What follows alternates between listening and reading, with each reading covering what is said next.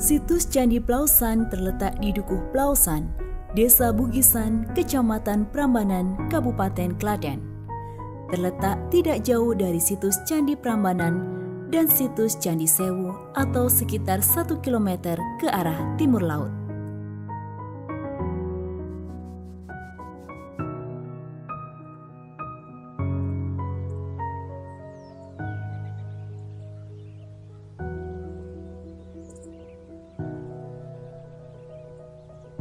Pada saat ditemukan kembali, Candi Plausan dalam keadaan runtuh, tertutup oleh material vulkanik letusan gunung berapi, dan juga ditumbuhi pohon dan ilalang.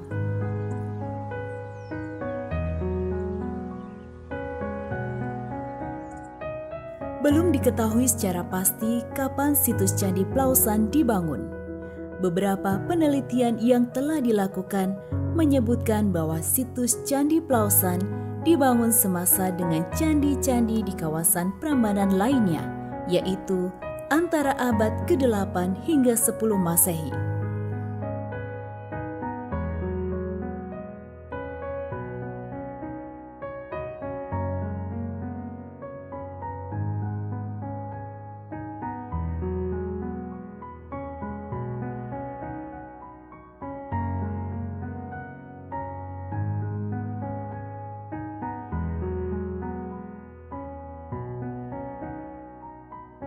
J.G. D. Kasparis, salah seorang peneliti berkebangsaan Belanda, menyebutkan bahwa situs Candi Plausan dibangun pada pertengahan abad 9 Masehi.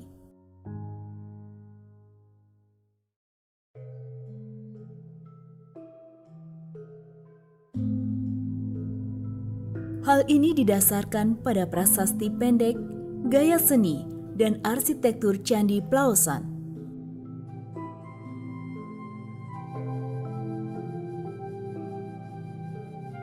Prasasti-prasasti pendek di kelompok Candi Plausan Lor menyebutkan tentang Sri Kahulunan. Sri Kahulunan menurut Kasparis adalah gelar dari Pramodawardhani ketika menjabat menjadi raja, menggantikan ayahnya Samaratungga yang telah wafat. Dari beberapa tinggalan prasasti dapat diketahui Samaratungga dan Pramodawardhani juga adalah tokoh yang juga ikut berperan membangun Candi Borobudur dan juga Candi Mendut.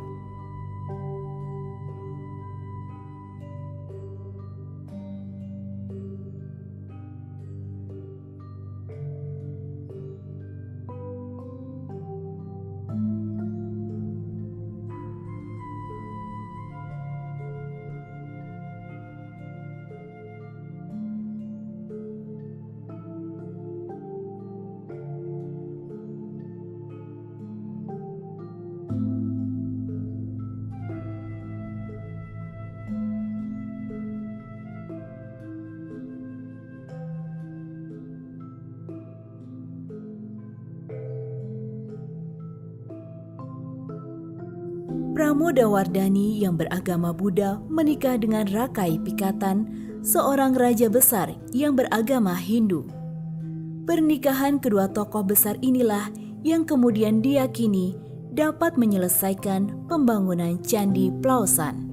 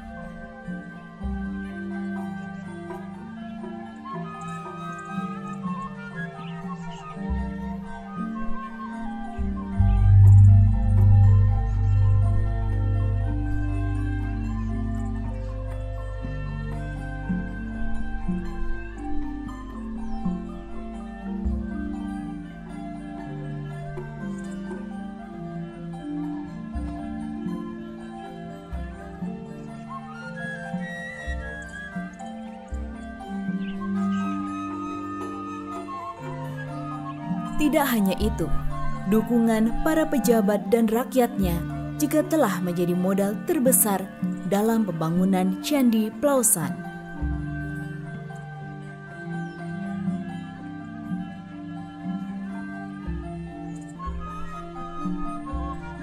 Berdasarkan prasasti-prasasti pendek yang terpahat di candi dan stupa perwara, diketahui bahwa untuk membangun Candi Plausan, Maharaja telah dibantu oleh pejabat kerajaan, pemungut pajak, dan raja-raja bawahan yang ikut memberikan sumbangan bagi pembangunan bangunan suci.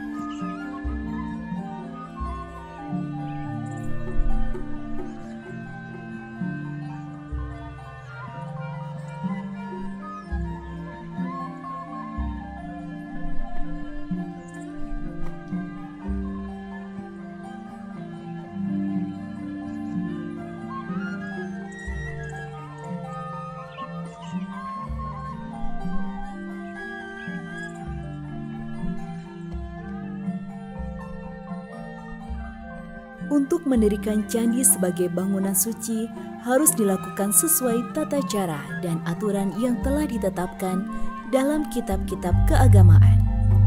Pertama kali, raja sebagai penguasa memerintahkan kepada pendeta tertinggi atau stapaka yang juga memiliki penguasaan terhadap kitab-kitab keagamaan tersebut untuk membangun bangunan suci.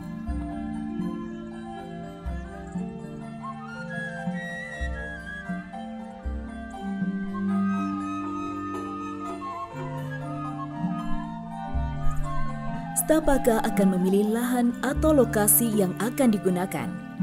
Lokasi yang dipilih harus memenuhi syarat-syarat tertentu, yaitu berada di dekat sungai, bukan tanah rawa, tidak berkerikil, dan juga tidak terdapat jenazah di dalam tanah.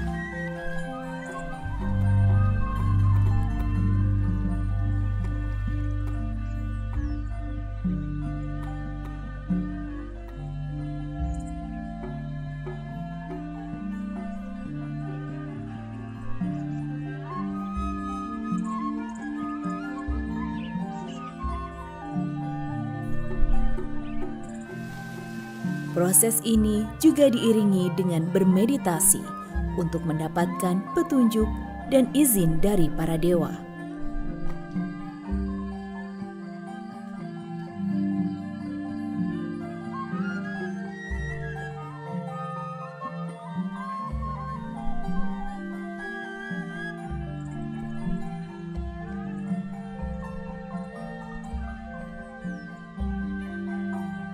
Setelah dipastikan lahan yang dimaksud sesuai, barulah kemudian tanah diuji kelayakannya. Dengan dibantu oleh stapati dan juga silpin, dilakukanlah pengujian terhadap tanah yang akan dijadikan lahan pembangunan bangunan suci.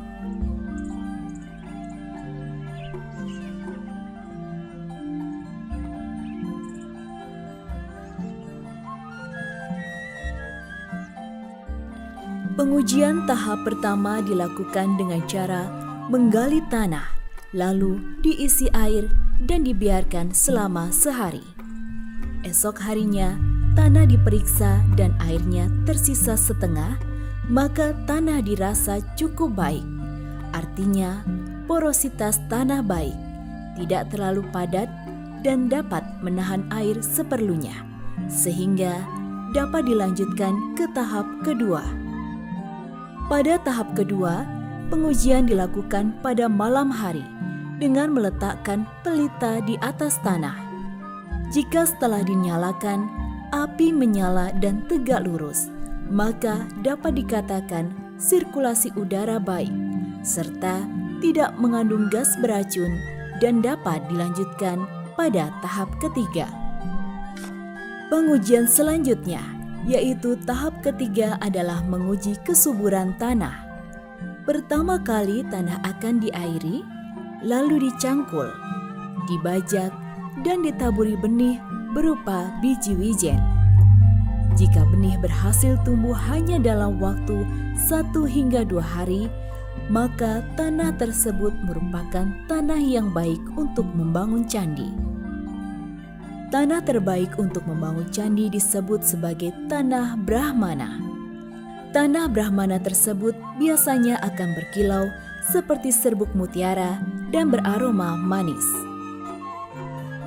Setelah tanah terpilih dan teruji, dilakukan ritual pembersihan dan pemurnian lahan, kemudian ditentukan denah halaman candi berdasarkan arah mata angin utama dengan menempatkan pasak atau tongkat pada titik yang akan digunakan sebagai titik tersuci dari keseluruhan lahan candi.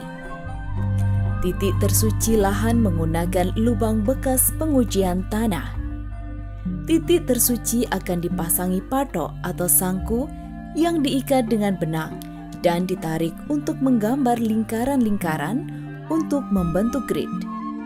Saat benang dibentangkan, jika benang memanjang, maka akan mendatangkan kemasyhuran. Namun, saat benang menjadi lebih pendek, maka lahan harus ditinggalkan. Saat benang yang ditarik menimbulkan suara gemerisik, maka lahan juga harus ditinggalkan. Kemudian, saat tercium bau harum manis ketika benang dibentangkan, maka lahan tersebut adalah lahan yang indah untuk membangun candi. Setelah keseluruhan prosesi tersebut selesai, mulailah batu-batu pembentuk bangunan candi diangkut dari sumbernya dan diletakkan tidak terlalu jauh dari lokasi pembangunan candi.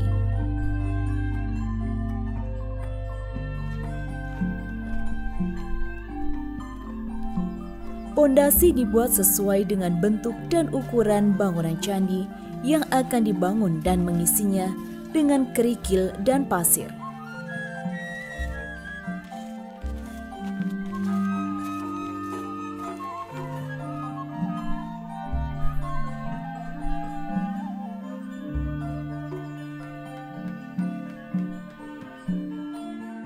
Setelah pemasangan pondasi selesai, barulah batu-batu dibentuk sesuai dengan ukuran yang diinginkan dan disusun serta dihubungkan antara yang satu dengan yang lain dengan takikan sebagai pengunci antar batu.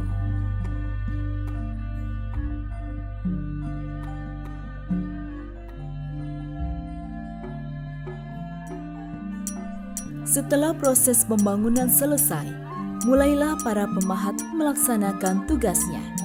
Candi pun dihias dengan relief-relief yang mewakili penggambaran tentang Kamadhatu atau dunia bawah, tempat tinggal manusia biasa di bagian kaki candi.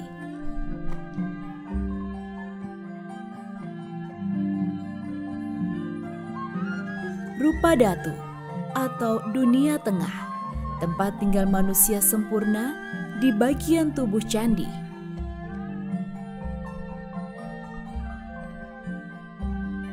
Dan Arupadatu atau dunia atas sebagai tempat para dewa di bagian atap candi.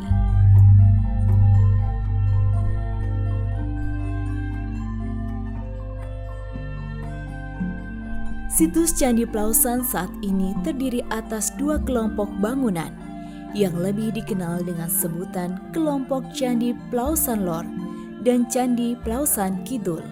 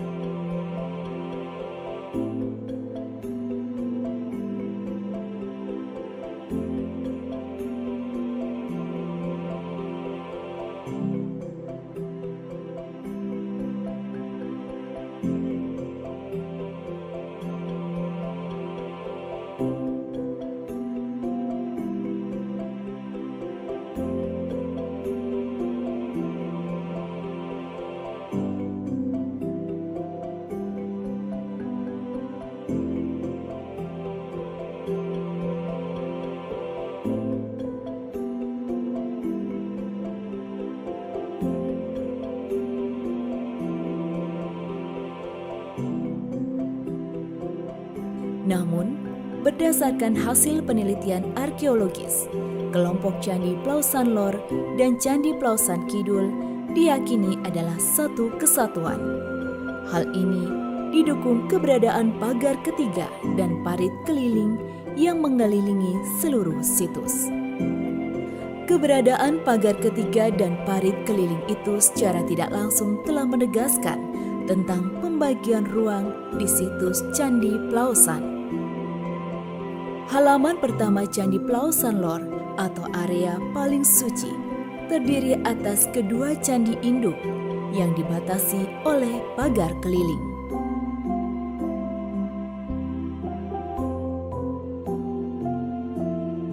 Pagar memiliki 3 gerbang, 2 gerbang sebagai akses ke halaman pertama,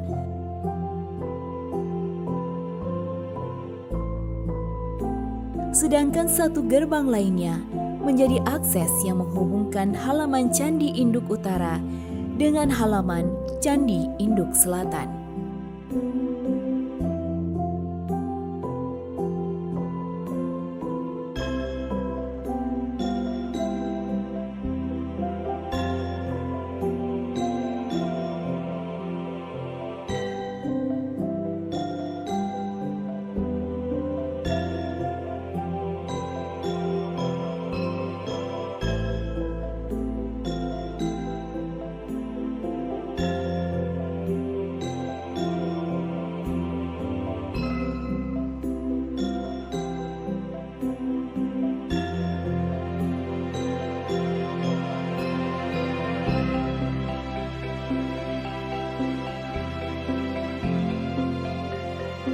Halaman kedua gugusan Candi Plausan Lor terdiri dari 3 deret candi perwara yang berjumlah 174 bangunan dan juga struktur.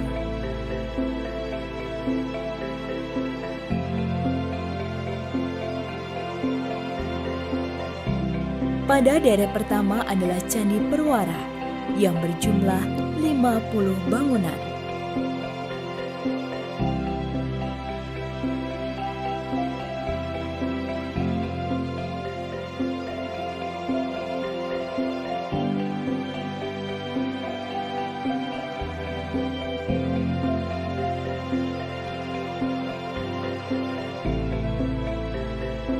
Dua deret selanjutnya dilengkapi dengan stupa perwara.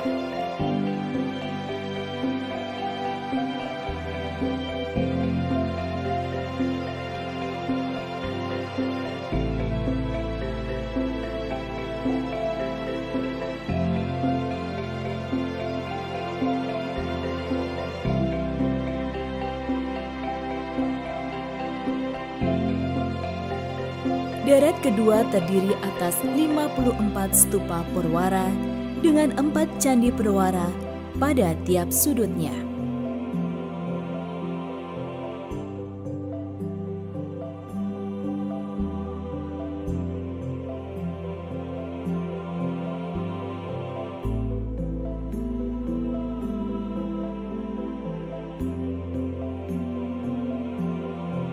Deret ketiga adalah 62 stupa perwara, juga dengan 4 candi perwara pada tiap-tiap sudut.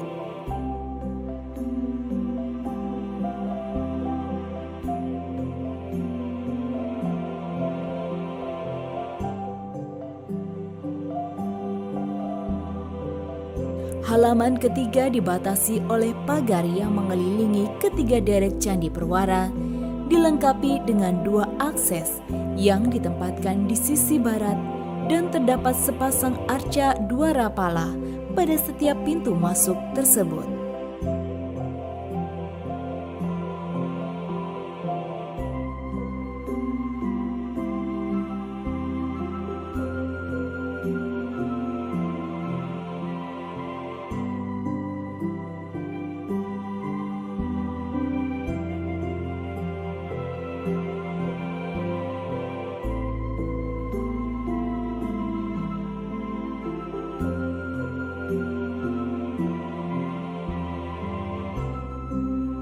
Halaman ketiga tersebut juga dikelilingi oleh pagar dan parit yang mengelilingi pagar ketiga dari sisi luarnya.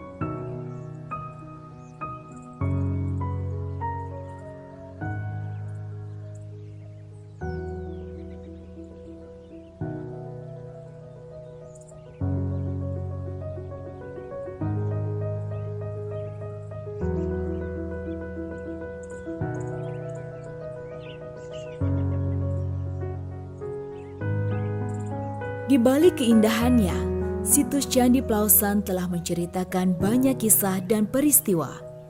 Sebuah karya adiluhung dari nenek moyang yang membuktikan tingginya peradaban masa lalu. Tidak hanya dari kemajuan teknologi dan ilmu pengetahuan, tetapi ketaatan pada Sang Pencipta, cinta kasih sesama manusia, dan semangat gotong royong, serta harmonisasi dengan alam di sekitarnya.